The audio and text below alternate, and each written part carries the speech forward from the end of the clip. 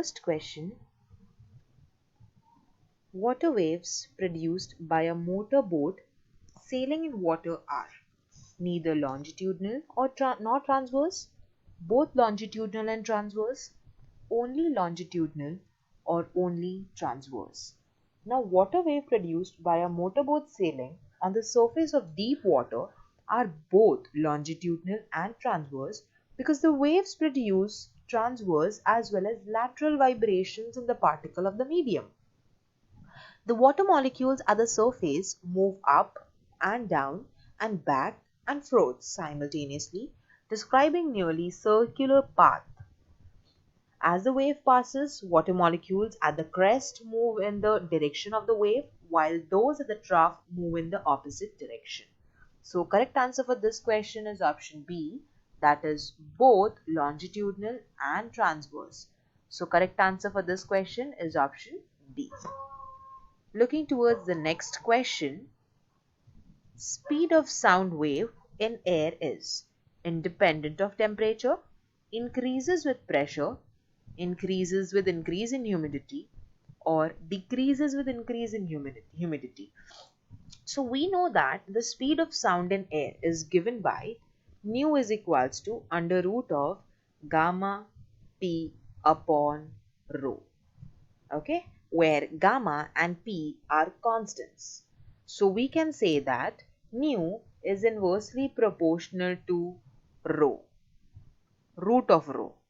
Okay, because these two are constants, so I can write nu is inversely proportional to root of rho, that is the density of air.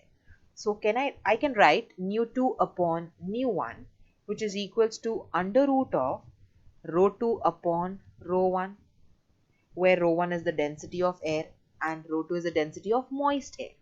Now, due to the presence of moisture, density of air increases.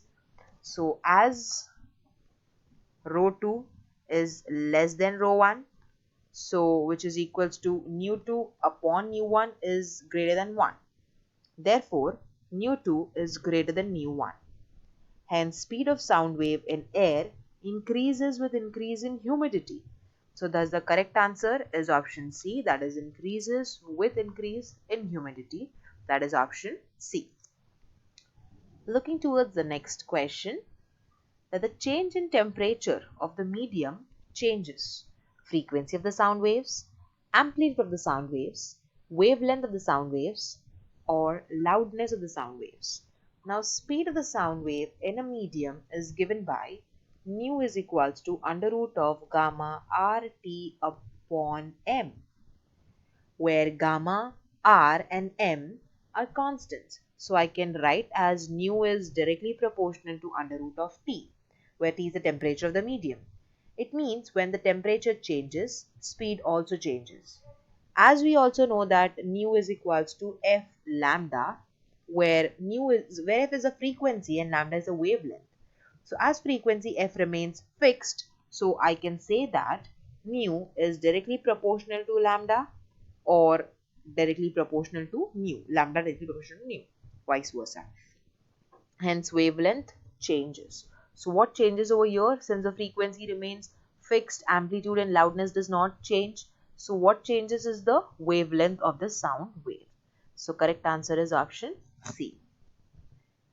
Looking towards the next question, that which of the following statement are true for wave motion. Now in case of wave or mechanical transverse wave propagates through the medium particles oscillate right angles to the direction of wave motion or energy propagation. It travels in the form of crest and troughs. When mechanical transverse wave propagates through a medium, element of the medium is subjected to the shear stress. Solids and strings have shear modules, that is why sustain shearing stress. Fluids have no shape of their own, they yield to shearing stress. Transverse wave can be transmitted through solids, they can be set up on the surface of liquids, but they cannot be transmitted into liquid and gases. So the correct answer is option C, that is mechanical transverse waves can propagate through solids only. So correct answer is option C. Moving towards the last question. A string of mass 2.5 kg is under tension of 200 Newton. The length of the stretch string is 20 meter. If the transverse jerk is struck at one end of the string, the disturbance will reach the other end in how many seconds? So the speed of the transverse wave in any string is given as mu is equals to under root of T upon mu, where mu is the mass per unit length and this m is given in the question is 2.5 kg. So mu is equals to mass upon length, okay, that is L. Mass is 2.5 kg upon length is 20, which is equals to 1.25 upon 10, or I can write it as 0.125 kg per meter. Hence, wave speed, that is mu is equals to T upon mu. I can put the value that mu is equals to under root of T, that is 200, the whole upon 0.125, which is equals to under root of 1600 meter per second. And when we solve this out, it gives you 40 meter per second. Time taken by the disturbance to travel from one end to the other end of the string, that is to travel a distance of 20 meter, is T is equals to 20 upon 40 meter per second, which is equals to 0.5 second. So correct answer for this question is option B, that is 0.5 second.